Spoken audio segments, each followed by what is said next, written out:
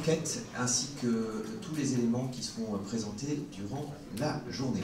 On va entamer à présent la première table ronde sur les enjeux de la transformation digitale avec Jean-Luc Pevrier, que j'invite à se rasseoir immédiatement, Olivier Gauvin, Anne-Valérie Aujam et Olivier Humbert. Merci à tous de bien vouloir prendre place. Voilà, vous partagez deux micros, un pour deux. Voici. Je vais vous demander de parler bien près du micro et de le prendre bien par le haut, pour ne pas masquer la tête. On va faire un petit tour de table pour que vous vous présentiez les uns les autres. On commence par vous, Anne-Valérie Aujam.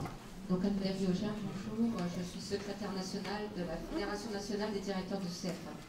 C'est une fédération, juste en un mot, qui regroupe combien de CFA et qui est présente de quelle manière sur le territoire? Alors au dernier comptage, 530 CFA représentant tous les niveaux et représentés au niveau national avec donc, un conseil d'administration composé de l'intégralité des régions et j'ai d'ailleurs noté qu'un certain nombre d'administrateurs étaient présents dans la salle.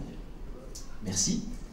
Olivier Humbert, bonjour. Bonjour, donc Olivier Humbert, je suis vice-président de la FICIM, donc, qui est une fédération membre du MEDEF dans le milieu de l'électronique et de la mécanique. Donc l'électronique étant aussi bien l'électronique grand public que l'électronique professionnelle et la mécanique plutôt dans les mécaniques professionnelles, matériel de chantier, agricole et ce domaine.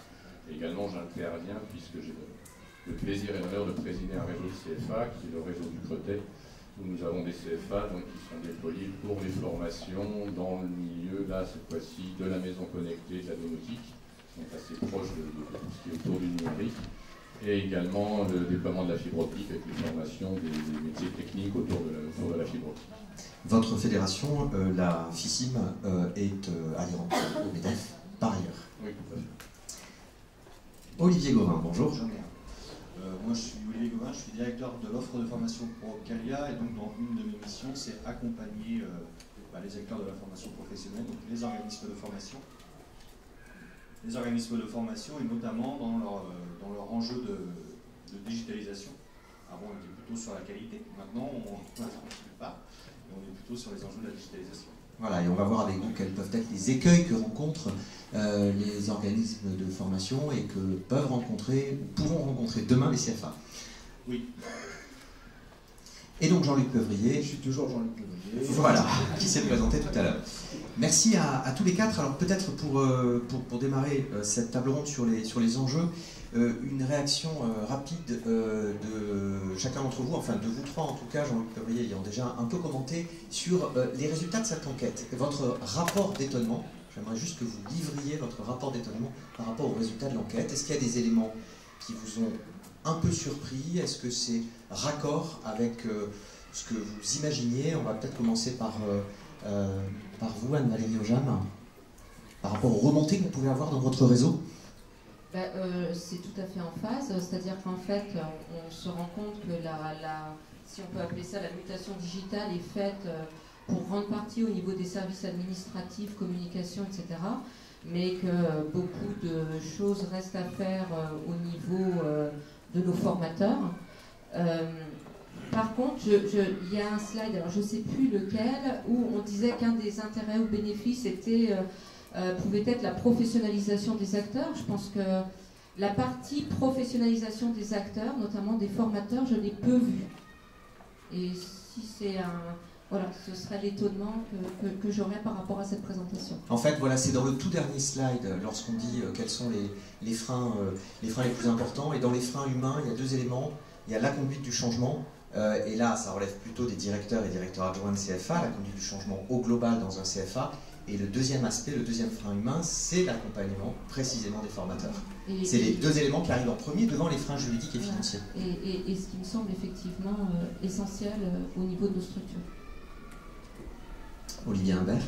Oui, moi, il y a surtout un terme que j'ai retenu. Je dirais qu'au niveau du réseau du CRETEC, on est dans ce scénario d'avoir déjà acquis les outils numériques pour la formation, la communication ou la gestion. Mais c'est le terme efficacité qui est vraiment notre préoccupation maintenant et qui semble aussi ressortir pas mal dans l'enquête. C'est-à-dire que ce n'est pas le tout d'avoir du numérique, mais il faut qu'il serve à quelque chose.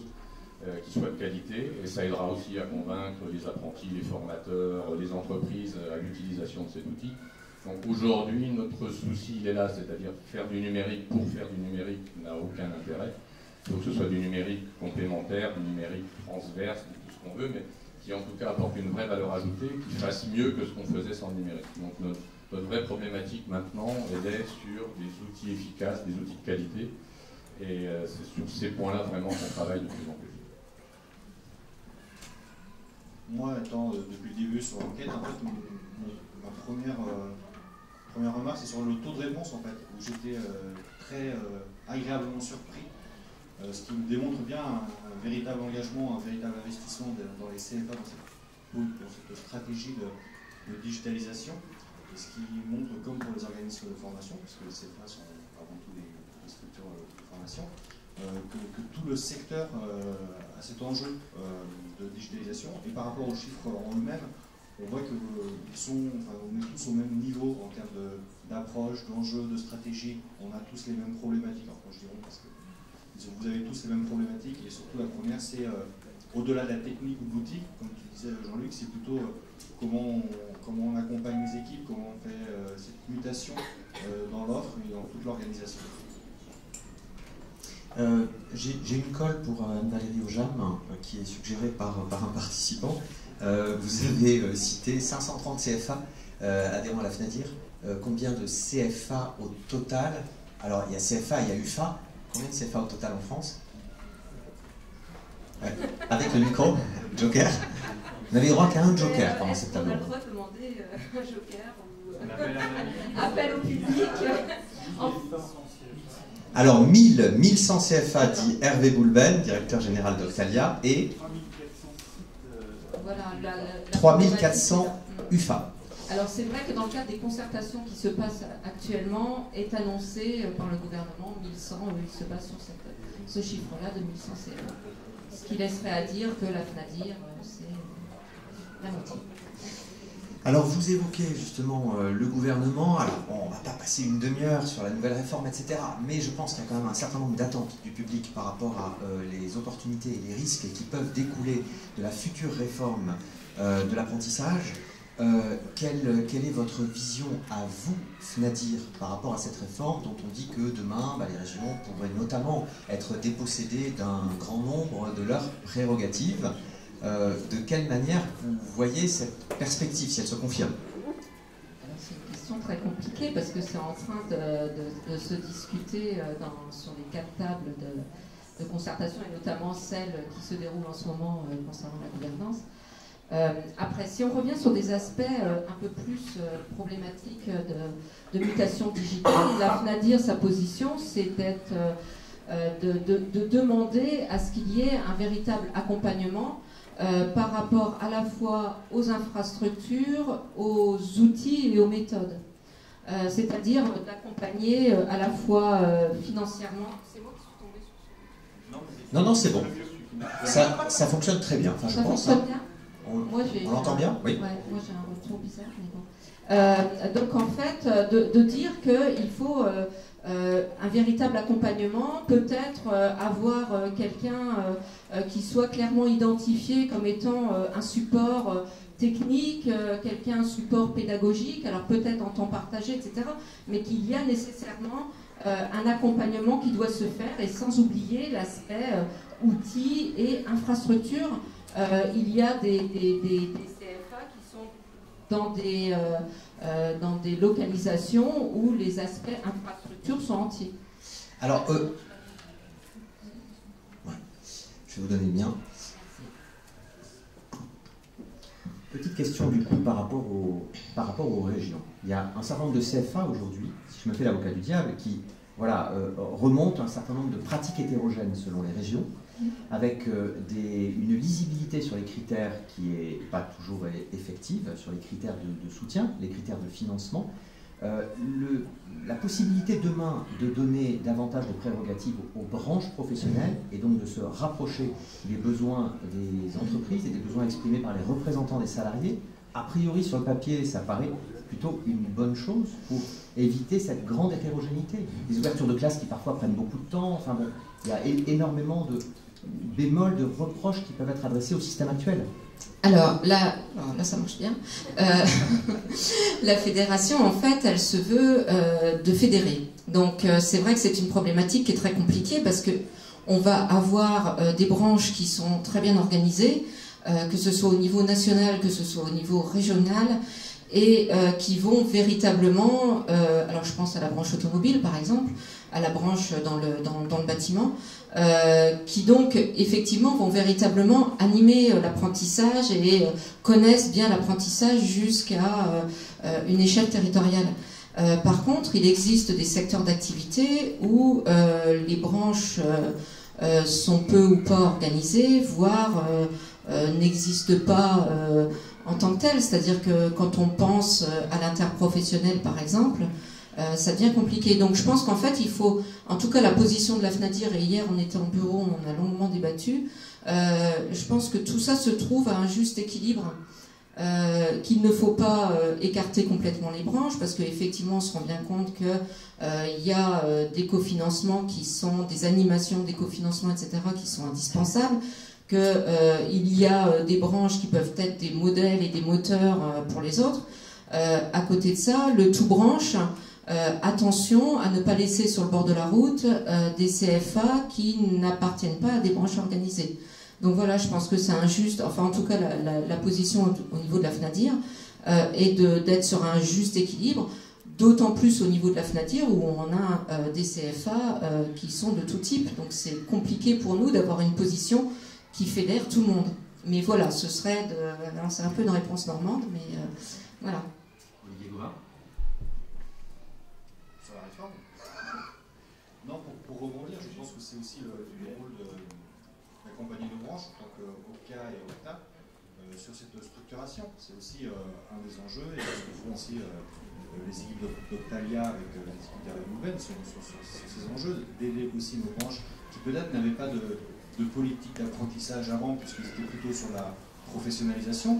Il y a toujours le débat contrat pro, contrat d'apprentissage, et de pouvoir accompagner aussi ces branches professionnelles dans leur structuration de l'apprentissage, et de développer aussi une nouvelle offre ou un nouvel accompagnement, et de travailler avec eux sur cette structuration. Oui, il y a des branches qui historiquement sont, vous les avez citées, qui sont très bien organisées. Eh bien, c'est des fois de prendre modèle et puis de dire il faut aussi travailler sur ces axes-là, et c'est aussi le rôle de l'OCA, OCTA, de travailler avec elle pour ces projets. Et la question des critères de financement, Olivier Imbert, elle est centrale, puisque finalement est posée la question, à travers la réforme aussi, de sur quel type, sur la base de quels critères on peut financer. Et avec la digitalisation, finalement, on le verra en détail cet après-midi, c'est un nouveau modèle économique qui émerge avec, du coup, de nouveaux critères de financement de la part des financeurs qui doivent émerger. Oui, si je prends l'exemple du réseau du Côté, on est vraiment au cœur de ce que j'appellerais l'interbranche, c'est-à-dire qu'on vient de mener une étude avec l'ADEME sur justement les métiers des objets connectés, et on se rend compte que dans ce type de métier, par nature, on a tapé à la porte des pharmaciens parce qu'ils ont des thermomètres connectés, on a les gens de l'automobile qui se disent on va avoir des voitures autonomes, donc on s'intéresse aux connectés, le bâtiment avec la domotique et la maison intelligente s'y intéresse également, bien entendu le milieu de l'électronique. Donc on est entre tout ça, et il y a un vrai besoin. Alors la région n'est pas non plus la solution, puisqu'on est aussi dans plusieurs régions, et on connaît cette problématique de différence de traitement, en gros, de la formation d'une région à une autre.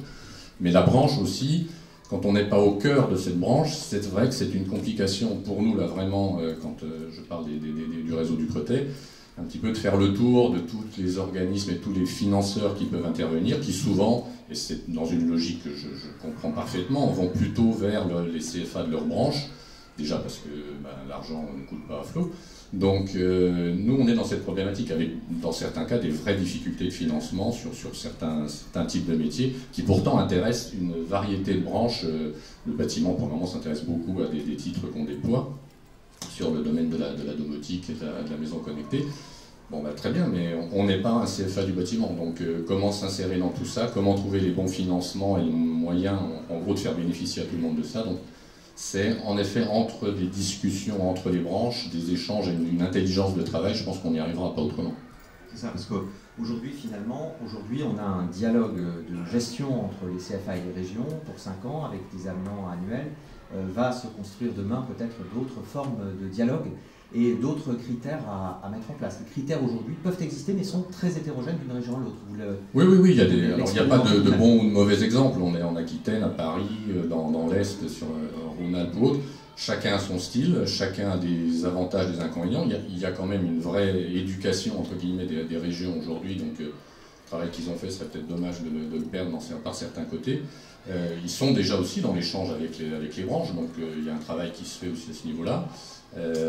Maintenant, oui, aujourd'hui, c'est vrai que c'est les critères de jugement. Alors, il y a aussi un groupement des régions qui va permettre peut-être de faire passer les informations ou les bonnes pratiques d'une région à une autre. Et c'est ce qu'ils commencent de regarder clairement dans certains cas. Mais c'est vrai qu'il y a encore une vraie diversité là-dessus. Maintenant, nous, en tant que CFA, on a commencé d'apprendre aussi comment fonctionnaient les régions. Donc, le travail de départ a été fait. Donc, il faut qu'on recommence la même chose avec d'autres types d'organismes ou autres. Pendant ce temps-là, moi j'ai un directeur financier qui me dit « il y a ma trésorerie, où c'est que tu vas la chercher, etc. etc. » Donc là, le jour est beaucoup plus compliqué à gérer.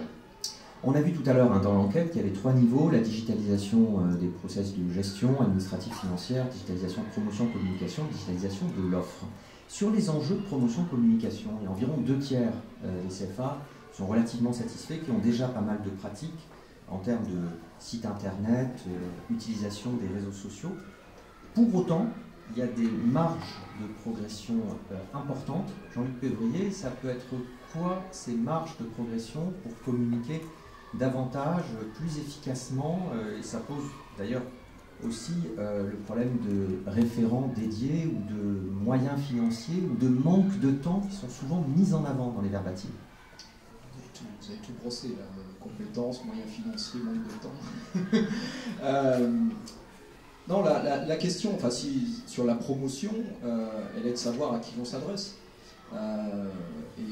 Est-ce qu'on s'adresse de la même façon aux apprentis? Et dans les apprentis, l'éventail est de plus en plus large, puisque aujourd'hui c'est, arrêtez si je me trompe, de 16 à 30 ans pour certaines régions. Donc on ne va pas communiquer de la même façon avec tous, déjà pour les apprentis eux-mêmes. Communiquer vis-à-vis des entreprises, bien évidemment, les entreprises ne sont pas forcément sur le même canal. Et donc, pour moi, c'est toute une question de canal de communication. C'est-à-dire, est-ce que le site web aujourd'hui c'est quelque chose de pertinent, hein? Pas de jugement là-dessus, je pose simplement la question.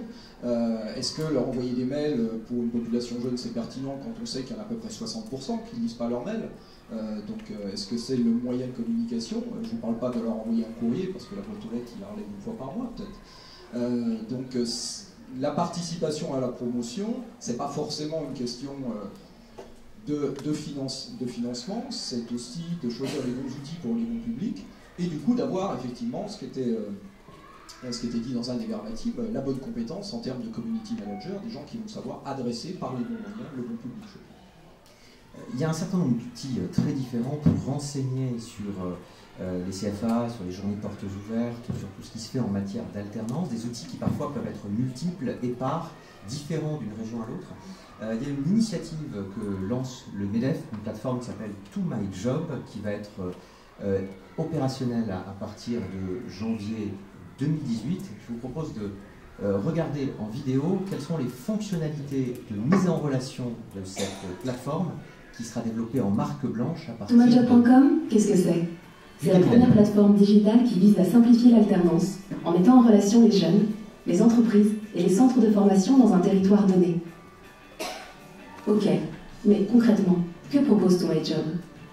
Les jeunes trouvent des offres de contrats couplées aux formations qui les intéressent dans une zone géographique donnée. Ils peuvent postuler directement en ligne, que ce soit auprès de l'entreprise ou du centre de formation.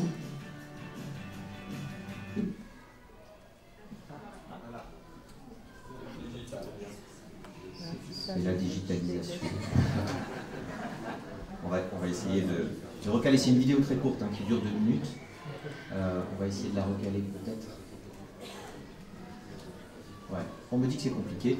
Donc voilà, vous aviez en avant-première quelques éléments d'explication. Alors, c'est pas encore opérationnel tout de suite, comme je vous disais, c'est à partir de janvier 2018 que la plateforme sera mise à la disposition et constituera un des outils d'information, promotion sur l'offre en apprentissage. Olivier Gauvin ? Je rassure tout le monde, Bill Gates avait fait la même chose. Ouais, effectivement, c'est assez rassurant sur le résultat après. Il y a énormément de questions de votre part, beaucoup de réactions, de commentaires sur l'ingénierie pédagogique. Il y a beaucoup de questions très précises sur les modalités. Alors je vous propose sur toutes les questions très précises sur les modalités de plutôt les traiter cet après-midi dans la table ronde qui sera dédiée à quelles sont les pratiques aujourd'hui de digitalisation. On en verra un certain nombre avec des CFA qui témoigneront. Quelles sont les réflexions en cours, quels sont les projets en cours. On vous interrogera pour savoir aussi quels sont vos projets. Et on traitera ces questions voilà, hyper précises un petit peu plus tard. Là, on est plus sur les enjeux globaux. Pour autant, on va aborder cette question de la digitalisation de l'offre de formation. Vous diriez, vous, aujourd'hui, que le principal frein, vous êtes en phase avec ce que révèle l'enquête, ce sont des freins humains. Et Jean-Luc Pévrier, pour terminer ma question, disait tout à l'heure, on a fait une enquête il y a quelques années, on avait tendance à montrer du doigt les formateurs et les freins juridiques et financiers. C'est beaucoup moins vrai aujourd'hui quand on regarde cette enquête. Oui, c'est vraiment déficit de compétences et dans certains cas de culture qu'il peut y avoir dans certains établissements. Alors, bien sûr, la question n'est jamais de généraliser. Moi, ce que je constate, et avec beaucoup de confrères sur le terrain, c'est qu'il y a besoin d'un vrai choc à un moment donné. Je pense qu'on est au bon moment pour ce choc-là. Je disais, et j'emprunte la formule le ministre de l'économie Bruno Le Maire, qui parlait de choc de confiance il y a quelques semaines dans une interview d'un magazine économique. Il y a besoin effectivement de ce choc de confiance vis-à-vis des équipes pédagogiques. Parce que ça fait 15 ans que j'accompagne les établissements, ça fait 15 ans que, peut-être moins fréquemment, mais encore aujourd'hui, on nous pose la question, mais demain, est-ce que je serai encore là? Est-ce que c'est pas pour remplacer les formateurs? Donc il y a trois, à travers le choc, il y a trois niveaux d'acceptation. L'acceptation du numérique, on l'a vu, elle est là. Hein, ça, il n'y a pas de problème. Ils savent que le numérique est maintenant dans la société, qu'il est présent. Mais ce à quoi on est confronté dans les établissements aujourd'hui, c'est l'acceptation fonctionnelle. Est-ce que le numérique me permet effectivement de changer mes pratiques pédagogiques, de faire mieux, de faire autrement, de rendre mon cours plus motivant, etc., etc. Ce qui est ressorti un petit peu dans l'enquête. Mais ce qui manque aujourd'hui, c'est l'acceptation sociale. C'est ok, le numérique, je le veux bien, ok, il m'améliore mes tâches, mais qu'est-ce que je deviens? Quelle est ma place aujourd'hui dans ce CFA digital qu'on me propose? L'un des problèmes majeurs, Anne-Valérie Ojam, me disiez-vous en préparant cette séquence, c'est que l'entrée dans la digitalisation se fait très souvent par l'outil et non pas par une réflexion globale. Et on pourrait faire d'ailleurs la même remarque concernant la transformation digitale dans les entreprises, où souvent on raisonne logiciel, outil, et non pas approche globale qui impacte l'organisation du travail, les modes de production, etc. Alors là, c'est une remarque que je ne fais pas en tant que secrétaire de la FNADIR, hein. C'est une remarque en tant que directeur d'un CFA. J'ai effectivement la sensation qu'on multiplie les outils quelque part comme si on voulait se rassurer en disant je fais du digital, regardez, j'ai plein de logiciels, j'ai plein de trucs, j'ai plein de méthodes, mais voilà, on n'a pas de réflexion vraiment stratégique globale de cette mutation digitale dans la formation. En tout cas, moi, c'est la sensation que j'ai.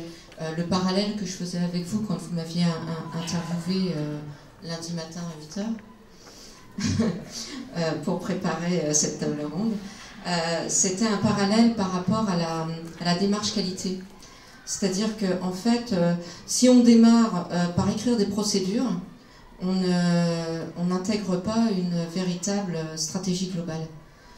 C'est-à-dire que pour moi, on commence par faire un système de management de la qualité avec ses processus, etc., une cartographie. Et ensuite, on descend sur les processus. Et donc, pour la digitalisation, c'est un peu le même raisonnement, mais c'est une réflexion tout à fait personnelle. C'est-à-dire qu'en fait, voilà, on est sur les outils, on ne raisonne pas suffisamment professionnalisation des acteurs, stratégie pédagogique globale, enfin voilà quoi. Et à côté de tout ça, tous les soutiens qui doivent être, alors effectivement financiers. Donc là, on le demande en tant que FNADIR. Là, par contre, on se positionne là-dessus, sur des soutiens financiers et sur des soutiens humains, à la fois techniques et ingénierie pédagogique.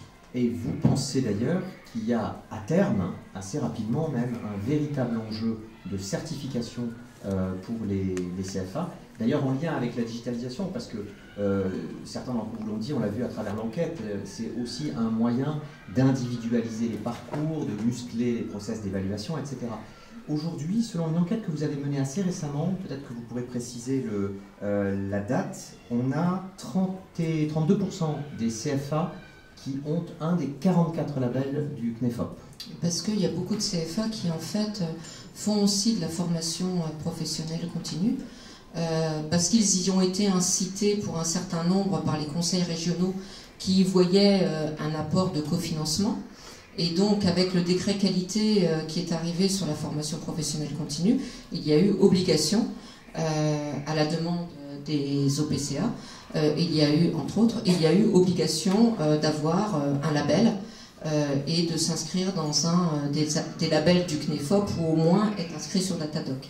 Donc effectivement, du coup, il y a un certain nombre de CFA qui se sont engagés dans des démarches qualité. Alors, en fait, cette enquête, pourquoi? Parce que la FNADIR a été auditionnée par le CNEFOP sur des problématiques de qualité. Donc, la FNADIR a donc fait, via son réseau qui relie tous les adhérents, a fait une enquête sur la qualité. Auprès d'une centaine de CFA. Hein. Voilà, il y a à peu près une centaine de CFA qui ont répondu. Maintenant, nous, on n'est pas des pros de l'étude statistique. Hein. C'est-à-dire qu'en fait... de l'échantillon voilà, parfaitement représentatif. On n'a pas fait tout ça, on ne sait pas faire. Par contre, c'est vrai que la question qu'on peut se poser, c'est est-ce que ce sont uniquement les CFA interpellés par la qualité qui ont répondu, ou est-ce que tous les CFA ont répondu? Donc, ce qui veut dire que le pourcentage, je ne sais pas s'il est significatif vraiment de la situation nationale. Parce qu'effectivement, 32%, c'est un pourcentage élevé si on compare aux OF. C'est un pourcentage assez élevé. Il y avait un autre élément intéressant sur lequel... Alors, je voulais juste compliquer pour finir par rapport à votre question. Dans le cadre des groupes qui sont mis en place par le gouvernement pour les concertations en vue de la transformation de l'apprentissage, il y a un groupe qui se réunit d'ailleurs cet après-midi et auquel je participe, qui est sur la certification.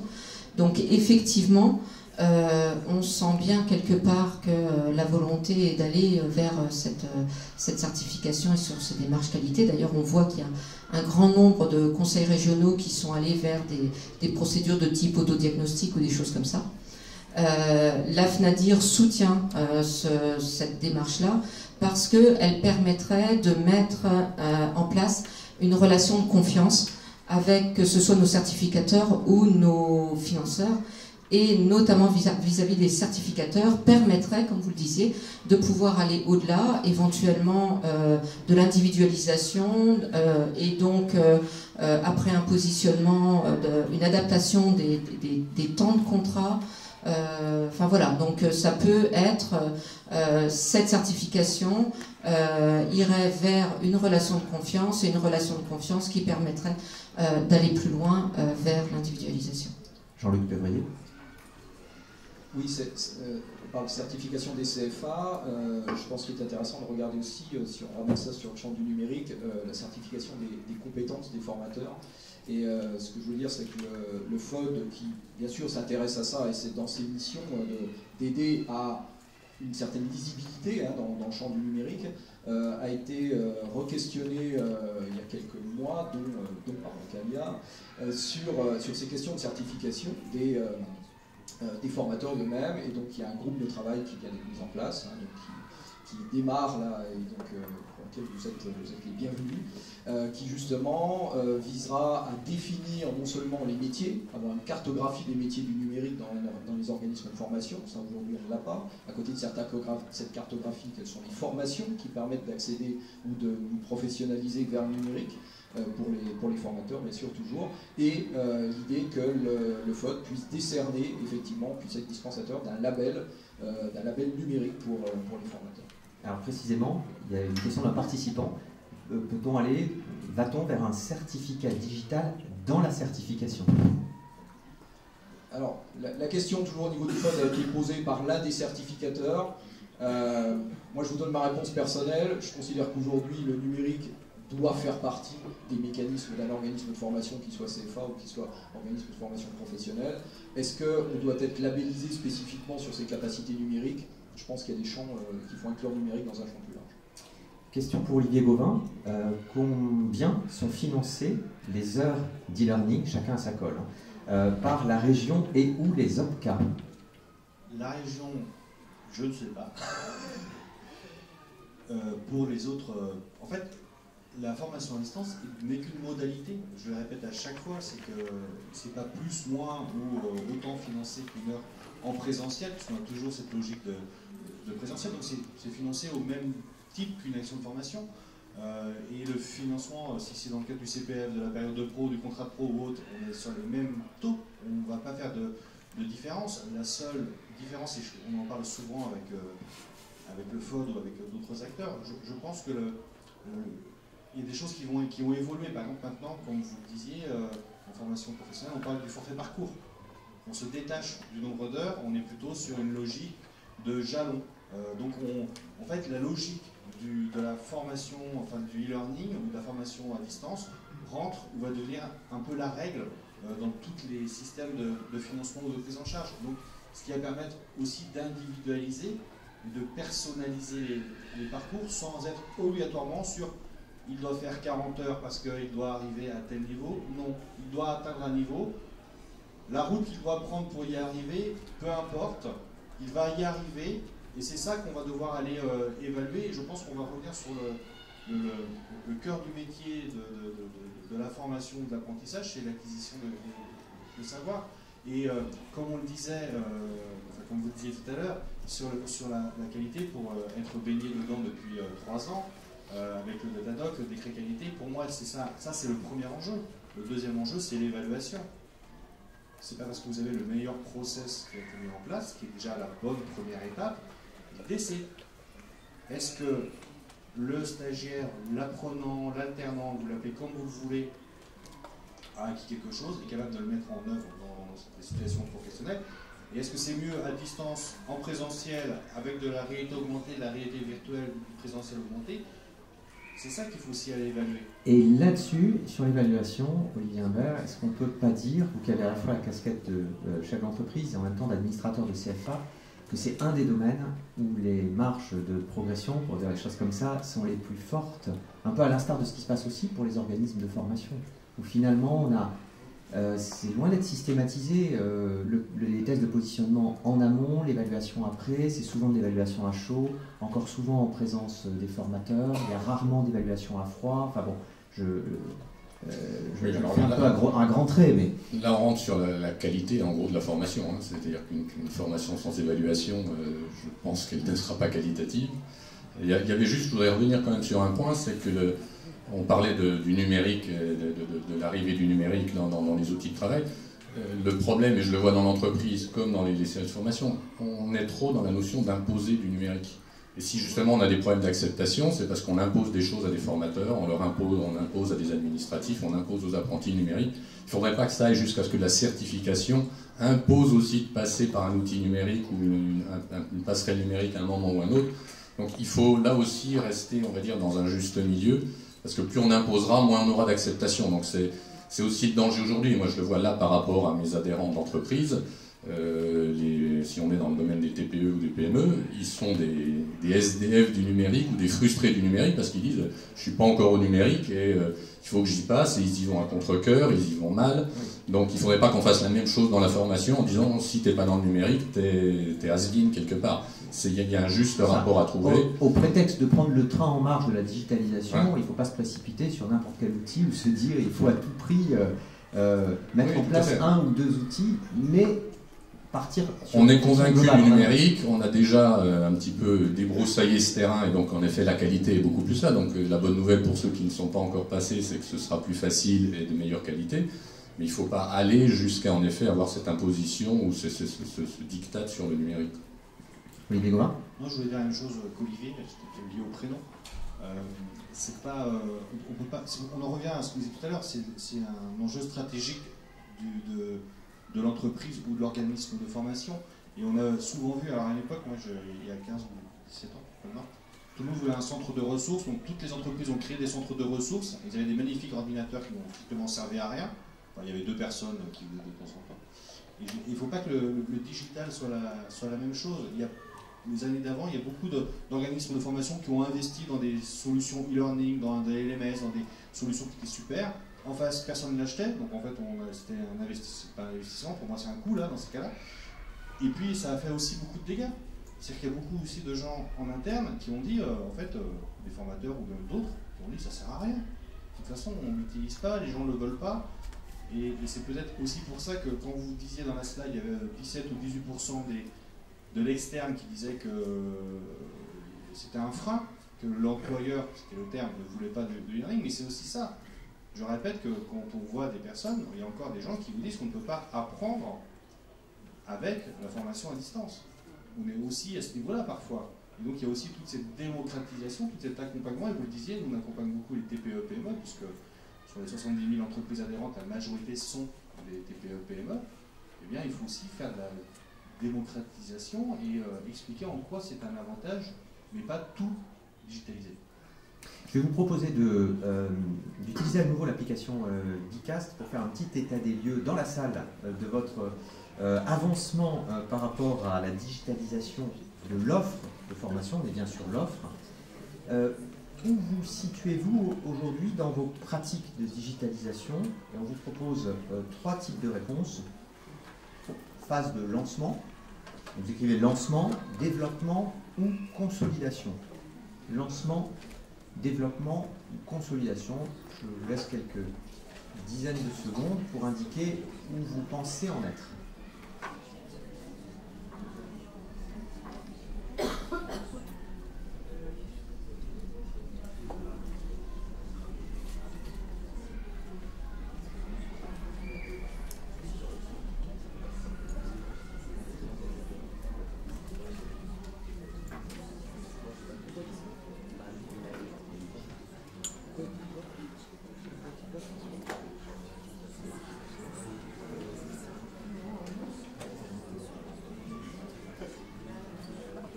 « 118 personnes connectées.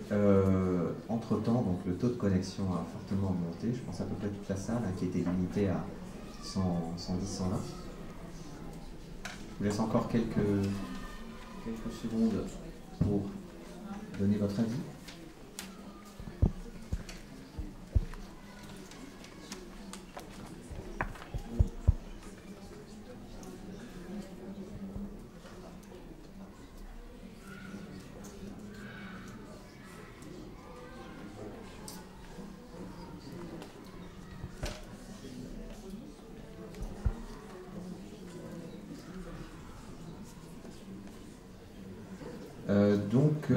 Beaucoup de modestie dans les réponses, dans vos réponses, puisque la première réponse recueille énormément de suffrages. Là, vous voyez juste quelques réponses, mais une écrasante majorité de réponses, c'est lancement.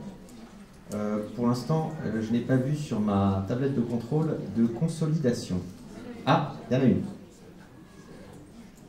Voilà, donc beaucoup de lancement, un peu de développement et un tout petit peu de consolidation. Et ça, c'est à rapprocher peut-être Jean-Luc Peuvrier de la stat de tout à l'heure. 59% considèrent que c'est un enjeu stratégique, 59% considèrent que les outils sont efficaces. Ça ne veut pas dire pour autant, voilà, la preuve que il y a 59% qui ont déjà des pratiques avancées en la matière. Oui, je crois que il y avait un tweet tout à l'heure sur Dicast qui disait qu'effectivement, quelle est la fréquence, quoi. Après, parce que déjà on peut mettre des outils à disposition et se dire ça y est, j'y suis. C'est pas dire qu'elles soient utilisées, ce que vous avez dit tout à l'heure. La différence entre les outils, quels qu'ils soient, les ressources et les pratiques. Donc, à côté de ça, 59%, moi je trouve que c'est plutôt positif parce que ça veut dire qu'on a des établissements qui ont à la fois pris conscience, qui ont été convaincus, et que si en plus ils trouvent que c'est efficace, c'est qu'ils ont mis des moyens déjà en termes d'accompagnement pour faire que ces outils soient efficaces. Après les pratiques, en aparté avec Olivier Gauvin, après ça dépend des indicateurs qu'on va fixer, et quelquefois ces indicateurs sont trop ambitieux. c'est de se dire, voilà, on veut 25% à horizon 24 mois, 25% de l'offre digitalisée, et donc du coup, le chantier paraît énorme, alors qu'on sait qu'une des clés de la réussite, c'est d'avancer à petits pas, d'expérimenter, et d'être véritablement dans des méthodes agiles, où on va pouvoir laisser les gens s'approprier aussi des outils par eux-mêmes. Et ça, ce que vous êtes en train de dire, ça fait partie des préconisations qui sont en cours d'élaboration de l'A3FOD. Vous allez, au mois de décembre, dans quelques jours, rendre public un guide pratique de la digitalisation qui est très axé sur la digitalisation de l'offre de formation, avec pas une solution unique, mais une palette de solutions possibles pour tous ceux qui veulent digitaliser davantage et mieux. Oui, alors c'est un travail que le FOD a engagé il y a déjà plus, 1 an et demi, parce que nous étions, et notamment Jacques Barry, qui ne peut pas être avec nous aujourd'hui, était convaincu de l'apport du numérique pour les formations en apprentissage, que ce soit pour les CFA eux-mêmes ou pour les entreprises, en termes de souplesse de l'offre de formation qu'elle peut apporter, d'adaptation aux besoins de l'entreprise. C'était entre parenthèses un des points qui m'a surpris dans les résultats aussi, c'est que quand on a parlé, quand les CFA ont répondu sur les bénéfices, on n'a pas vu apparaître les bénéfices pour l'apprenti directement ou les bénéfices pour l'entreprise elle-même. On a beaucoup parlé de bénéfices pour le formateur, pour la démarche pédagogique, etc. C'est ça, donc de bénéfices pédagogiques, ce qui pourrait vouloir dire que peut-être l'écoute par rapport aux autres parties prenantes n'est pas aussi développée qu'elle pourrait l'être. Voilà, on réfléchit déjà sur ces pratiques avant d'écouter quand même quelles sont les attentes de ceux qui en bénéficient. Donc le guide a été initié, et a été vraiment, on a un groupe de travail qui s'est constitué là, en début de cette année, lors des rencontres annuelles, donc des 15e rencontres qui auront lieu le 12 et 13 décembre à Châlons-en-Champagne. Donc on fera une première présentation, on va dire d'une préversion d'un guide visant à accompagner, vous aider dans la mise en œuvre du numérique dans les CFA. Donc il a été conçu spécifiquement avec les 4 grands thèmes que vous allez voir, enfin les 3 grands thèmes tout du moins que vous allez voir dans les tables rondes qui suivent, qui sont le juridique, la mise en œuvre pédagogique, des aspects, j'ai perdu 3. Et le nouveau modèle économique. Le nouveau modèle économique, tout à fait. Donc c'est un guide qui a été conçu avec vous, avec les acteurs effectivement qui sont présents ici, que ce soit la FNEDIR, Opcalia, avec un certain nombre de branches, un certain nombre de CFA représentatifs, très engagés déjà dans le numérique ou beaucoup moins, et ce qui a permis d'avoir un regard très intéressant parce qu'il y a des questions de néophytes un petit peu qui ont pu être posées, qui nous ont aidés à construire, comme vous le disiez, un guide qui permettent à la fois à ceux qui démarrent, mais à ceux qui sont déjà dans un premier niveau de pratique, qui sont dans le développement, on a vu dans votre sondage-là, effectivement, d'y trouver des éléments de réponse. Et il n'y a pas un modèle de déploiement du numérique dans les CFA, ce sont plutôt des pistes que chacun doit s'approprier. Tout à l'heure, dans ce qu'on a vu apparaître, les réponses, lancement, consolidation, etc., il y avait, Anne-Valérie Diojam, une réponse qui était accompagnement intensif des formateurs. On en revient donc aux freins humains, et à comment agir et comment accompagner intelligemment.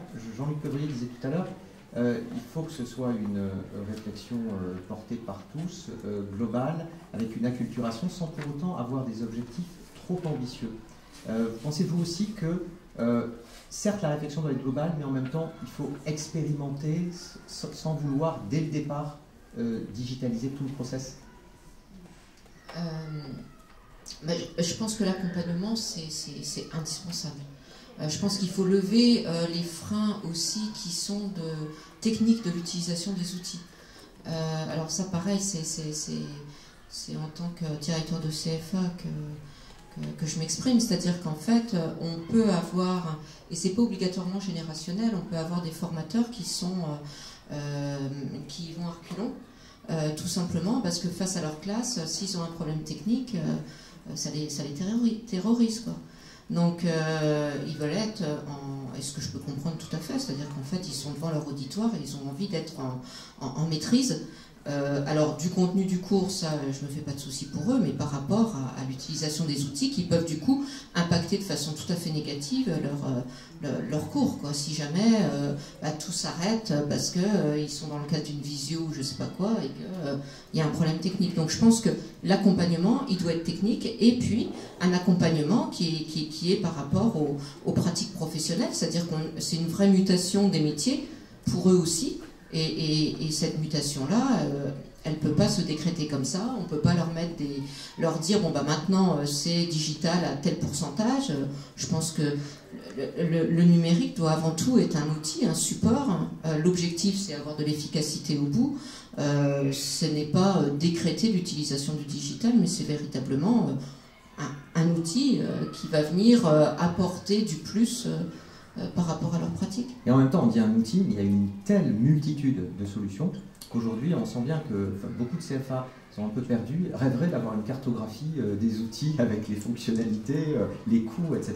Ah ben c'est clair, moi je me rends compte au niveau du CFA, dès qu'on leur propose quelque chose, alors je ne sais pas si ça se fait peut-être pas de donner des noms, mais par exemple quand on a proposé Klaxoon, ils étaient tous à vouloir y aller. Quand on a demandé combien il fallait avoir de licences, limite il y en avait plus que de formateurs. Et puis au bout du bout, quand on regarde les licences utilisées, c'est très décevant, quoi. Donc en fait, il y a à la fois la sensation, enfin voilà, les formateurs sont conscients qu'il faut y aller, ils vont parfois s'enthousiasmer pour des outils, mais sans accompagnement, sans stratégie globale, etc.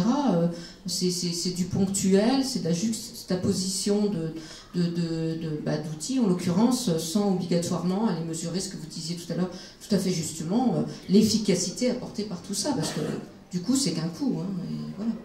Oui, il y a parfois des échecs, et Olivier Humbert, vous me disiez en préparant que, alors ça ne concerne pas l'offre directement, mais le carnet de liaison, le carnet d'apprentissage dématérialisé, marche moyennement. Oui, voilà encore un exemple de, ça y est, on est passé au numérique, on a dématérialisé le carnet d'apprentissage. Bon, on a fait, encore hier, on était sur une réunion et on a eu cet échange avec certaines entreprises et certains apprentis. Ça marche moyennement, comme toujours. Il y en a qui se sont déjà accaparés l'outil, d'autres qui ne sont pas encore à côté. Mais est-ce que c'est pas à défaut peut-être d'avoir justement réfléchi aux usages, oui, et peut-être davantage dialoguer avec les parties prenantes, notamment? Non, mais le problème, il est chez nous. Il est clairement de ne pas avoir convaincu ou suffisamment expliqué à nos partenaires comment l'utiliser ou les former là-dessus. Donc ça, il faut prendre clairement sa part de responsabilité, mais c'est justement de montrer que tout le monde ne marche pas au même rythme, et qu'il y a des choses qui vont marcher ou qui marcheront parfaitement, qui seront indispensables dans quelques temps, mais il faut trouver le bon moment et le bon créneau pour le faire. Donc on a eu aussi un débat il y a quelques temps sur un site internet, c'est très bien. Si aujourd'hui il n'est pas full responsive, il ne sert à rien. Et si vous n'avez pas de responsive design, c'est-à-dire oui, alors c'est barbare, mais support, smartphone, ordinateur. Pour une fois que je connais un terme technique, je me permettais. Donc voilà, le SMS aujourd'hui, c'est vrai, vous parliez tout à l'heure des emails, vous ne convoquez pas un apprenti avec un email, il ne viendra jamais. Si vous lui envoyez un SMS, vous avez quand même beaucoup plus de chances de le contacter. Donc, tout ça, on retombe sur ce problème d'efficacité des outils, ils sont là, il faut les utiliser à bon escient. Les écueils qu'on peut rencontrer dans la digitalisation, Olivier Gauvin, vous qui accompagnez les organismes de formation dans leur digitalisation, des process et de leur offre, on retrouve finalement un peu les mêmes. Quels sont les principaux écueils, si vous aviez à dresser une liste de 3-4? En fait, ce sont exactement les mêmes. Enfin, la problématique des CFA, c'est exactement la même que celle des organismes de formation. La différence, c'est souvent la durée, c'est l'alternance, tout ça, mais c'est les mêmes. Souvent, on a rencontré que, ce sont d'avoir des entreprises, vous êtes d'avoir des entreprises, il faut avoir quelqu'un qui achète en face. Que ce soit, parce que vous voyez, si aucune entreprise ne veut rentrer dans le système de la digitalisation et que la personne qui veut passer par vous dit non, moi je veux pas de formation digitale, ou je pense que la formation digitale ne permet pas de former quelqu'un, on est déjà sur une première problématique. Et donc, c'était avoir le modèle économique pour éviter que ce soit un coût et non pas un investissement. L'autre chose, c'est qui vous accompagne. Aujourd'hui, il y a beaucoup de prestataires qui se découvrent spécialistes de la digitalisation. On en avait parlé aussi avec Jean-Luc Peuvrier et le FOD. Au-delà de la cartographie des outils, il y a aussi peut-être à un moment pouvoir identifier, et c'est là où la mutualisation, l'échange de pratiques est intéressante, pour savoir qui peut vous accompagner, parce qu'en fonction de la maturité de votre projet, c'est pas le même type d'accompagnement. Des fois, on va vraiment être sur l'outil technique, des fois, on va être sur un accompagnement plutôt stratégique. 2 remarques d'ailleurs de participants. Pas de digitalisation sans stratégie, point d'exclamation. Autre remarque, peut-être faut-il donner davantage de sens et la valeur ajoutée de la digitalisation pour plus d'acceptation? Alors, moi je suis d'accord. Il y a quelques temps, ça va peut-être marquer quelques personnes, j'étais à une matinale où il y avait un intervenant, on parlait de la digitalisation de l'offre de formation, et on parlait notamment, vous savez, il y a beaucoup de structures, de fonds d'investissement maintenant dans la formation professionnelle, et des capitaux qui arrivent dans les organismes de formation, et la personne qui accompagne ces organismes dit, vous savez, quelle est la valeur qu'on donne au contenu pédagogique. Quand un investisseur vient pour acheter ou pour investir dans un organisme de formation, quelle est la valeur qu'il donne au contenu? Il dit 1 euro. Le contenu n'a plus de valeur. C'est la promesse que l'on fait. Il dit, ils investissent dans la promesse faite. Bien sûr, c'est important, mais ils ne sont pas là-dessus. C'est-à-dire que c'est un peu caricatural, mais ça veut dire quand même que c'est plus l'accompagnement et tout ce qui entoure qui compte, avec des nouveaux personnels d'ailleurs dans les CFA. Et c'est des fois, moi j'étais 11 ans dans un organisme de formation, je vous assure, je disais qu'on ne pouvait pas former en langue avec de la formation à distance. Maintenant, il va qu'il y ait des oreillettes pour faire la traduction simultanée, donc ça peut changer les choses. Ce qui veut dire que il faut aussi, c'est ce que vous disiez, le formateur, ça change aussi sa pratique. Oui, il aura des bugs, oui, il y aura des problèmes techniques. C'est évident, tout le monde a un téléphone, un smartphone. Hein. Le nombre de fois où il est tombé, je ne peux pas appeler, donc je ne l'ai jamais jeté, mais tout le monde le vit, ça. Et donc oui, ça va dire qu'il faut changer son métier, il faut changer son approche, il faut peut-être dire, peut-être que c'est plus le contenu qui a la valeur, peut-être que c'est la façon dont on va animer, et ça va ouvrir beaucoup de perspectives, et ça je suis sûr qu'on est tous convaincus de ça. Mais après, dans la vraie vie, les organismes de formation que je rencontre, ils sont pour cette difficulté. Il y en avait un avec qui je déjeunais hier, qui me disait, nous on a mis des tableaux numériques, on a mis des tablettes pour que ça puisse le faire, et la première chose que les formateurs arrivent, qu'ils arrivent dans la salle, ils disent, il est où le paperboard? Oui. Ce qui veut dire que c'est un accompagnement de tous les jours. Et oui, il y a des personnes, et c'est lié à l'individu, peut-être qui auront plus de facilité pour y aller, et c'est peut-être eux qui sont des leaders qui vont montrer aux autres comment faire, qui vont amener les autres à s'approprier. Et ils vont tous s'approprier en fonction de leur capacité ou de leurs compétences aussi par rapport à l'outil. Parce que tout le monde n'est pas digital native, tout le monde n'est pas mobile learning, tout le monde n'est pas... voilà. Et il faut donc bien pouvoir accompagner l'ensemble des équipes. Juste, je voudrais rajouter un point là-dessus, quand je vois du côté des entreprises, en particulier les TPE, PME, qui font appel à l'apprentissage, on a maintenant le phénomène de l'apprenti éducateur du numérique dans l'entreprise. C'est-à-dire que c'est maintenant, on fait appel à son apprenti, non pas pour le former parce qu'on a une charge de travail, mais aussi parce que toi, tu connais les objets connectés, tu t'y connais dans les trucs numériques, tu vas venir travailler chez moi, puis en même temps, tu vas m'apprendre des choses. Donc on a cette situation qui devient assez intéressante et qui change aussi peut-être justement la mission de l'apprenti, ou enfin dans la vision de l'entreprise. Qui challenge pas mal les formateurs. Il challenge le formateur, mais il challenge aussi son entreprise, son maître d'apprentissage, en amenant, nous dans le domaine des technologies, les nouvelles technologies et les nouvelles méthodes de travail que n'a peut-être pas la TPE ou la PME dans laquelle il vient s'insérer. Dernier élément pour conclure cette table ronde, on n'a pas trop parlé, mais on y reviendra cet après-midi, mais du coup, le coût de l'investissement est souvent mis en avant. Ce qui est vrai, effectivement, et d'ailleurs on voit que faire en interne ou passer par une mutualisation est la réponse qui arrive majoritairement. Pour autant, est-ce que digitalisation veut forcément dire des investissements conséquents? Et j'aimerais, Jean-Luc Peuvrier, Olivier Gauvin, que vous me donniez peut-être 2-3 exemples, 3-4 exemples de manière de renouveler l'offre de formation sans forcément faire des investissements conséquents. Il y a un bouillonnement très, très important aujourd'hui qui permet parfois de renouveler vraiment sans pour autant consentir de gros investissements. Oui, je crois qu'il faut... je ne veux pas dire par là qu'il n'y a pas besoin d'investissement, attention. Mais les investissements vont changer de nature. C'est clair. Si on prend sur le plan des équipements, on se pose, enfin quand je dis équipements, les CFA eux-mêmes, aujourd'hui, il faut se poser la question des espaces d'apprentissage. Les salles informatiques avec des postes collés au mur, c'est quelque chose qui ne devrait plus normalement faire l'objet effectivement de demandes d'investissement. Par contre, équiper un établissement pour que le Wi-Fi de bonne qualité soient accessibles dans tous les lieux et à tout moment, qu'on soit en atelier ou qu'on soit en CDR, ça c'est primordial. Donc changement de nature des investissements. On peut aussi faire on va dire à bas coût, et c'est pas péjoratif, c'est-à-dire qu'aujourd'hui, en 2017, on est dans une situation très différente d'il y a ne serait-ce que 3-4 ans, avec pléthore d'outils gratuits qui peuvent permettre de faire des expérimentations, de mettre en pratique ces méthodes agiles dont on parlait tout à l'heure, pour aller peut-être demain vers quelque chose de plus structuré. Mais on peut démarrer des choses avec, sur le plan des investissements logiciels, on va dire des dépenses assez faibles, et permettre à chacun de se les approprier. Mais ce qui manque en matière d'investissement aujourd'hui, c'est la réponse à ce que me disent les formateurs sur le terrain, c'est que quel que soit le projet qu'on leur propose, ils nous disent qu'il nous faut du temps.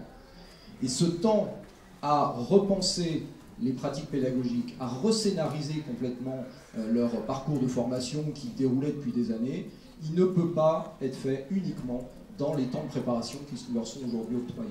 Soit ça ne se fera pas, soit ça se fera sur du temps masqué, mais ça veut dire que là, il n'y a qu'une petite poignée de personnes qui sont très investies, très motivées, qui le feront en dehors de leur temps de travail habituel. Et ça, effectivement, ça met en cause les modèles économiques actuels et ça nécessite de valoriser différemment ces heures-là, et on aura quelques échanges tout à l'heure là-dessus. Olivier Bovin. Alors, comme disait Jean-Luc, ça dépend vraiment du projet. Nous, on est en train d'accompagner des organismes de formation, puisqu'on a répondu à un appel à projet du FPSPP, pour lequel il y avait une partie qui était l'accompagnement des OF dans leur digitalisation. Et donc on a eu des projets qui vont de 5 000 €.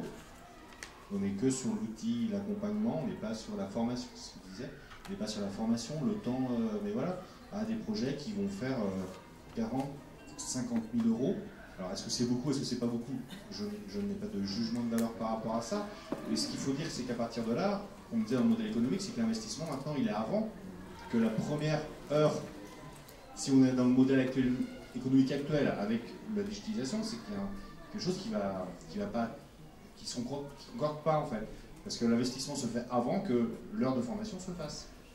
Et des fois les investissements, comme disait Jean-Luc, ça peut être très important parce qu'il faut faire de la réingénierie pédagogique. Il y a aussi des éléments intéressants qui peuvent être atypiques, innovants, notamment sur tout ce qui est FEST, formation en situation de travail, qui peuvent être des choses pas très coûteuses. Non, moi, on en parlait, alors moi c'était pas lundi matin à 8h, moi c'était hier soir à 8h. Avec Nicolas. Non, c'est pas ça, c'est que je trouvais que l'avantage ou la force de l'apprentissage, c'est qu'on pouvait mettre toutes les modes de formation en place, contrairement à la formation on va dire, professionnelle. C'est qu'on peut, et vous le disiez, maintenant, comme on le sait très bien, la situation de travail est un mode d'apprentissage et on peut maintenant l'utiliser. Il y a des outils très simples pour filmer ces gestes. J'ai longtemps eu la question de savoir est-ce qu'on pouvait digitaliser la formation technique. Et l'autre jour, j'étais avec des gens qui font de la couture et je leur disais mais comment vous faites pour digitaliser quelqu'un qui va apprendre à coudre? On a expérimenté au départ, un truc très simple. C'est pour ça que maintenant on va aller l'étape d'après. Le truc très simple qu'on a commencé à faire, c'est de dire on a appris aux couturières, la première leçon, c'est de se faire une bannière ou une sorte de ceinture. En bandoulière. Voilà, pour mettre leur iPhone ou leur smartphone, parce que l'iPhone c'est une marque, après il faut que j'en cite plein, leur smartphone pour se filmer en fait. Et donc maintenant elles regardent des tutos, elles peuvent être chez elles regardent des tutos pour apprendre à coudre, elles essayent de reproduire ce qu'elles ont vu, et donc elles le postent sur une plateforme qui n'est pas une plateforme normale. Il y a toujours du présentiel. Et donc le formateur, lui, voit ce qui a été fait, peut intervenir et dire tiens, voilà, le cours d'après, dire tiens, toi, tu as eu quelques difficultés, je peux t'expliquer. Les autres stagiaires voient aussi ce qu'ont fait les autres, peuvent aussi échanger, c'est-à-dire que le rôle là du formateur change parce que c'est pas lui qui va le savoir, ça va être sa collègue d'à côté, et puis elles peuvent liker, dire ah ça c'est la meilleure production. Et donc elles ont d'abord fait un truc tout simple, pas un investissement très important, elles ont juste repensé la façon dont elles pouvaient utiliser le digital ou les nouveaux outils. Et elles se sont dit le smartphone est un outil. Et donc là on n'était pas sur des investissements, et donc comme le disait Jean-Luc, c'était la première étape. Et maintenant elles se disent eh bien on va essayer d'aller plus loin. Merci. Ceci clôt les échanges de cette première table ronde. Merci beaucoup à tous les quatre et merci à vous pour votre participation.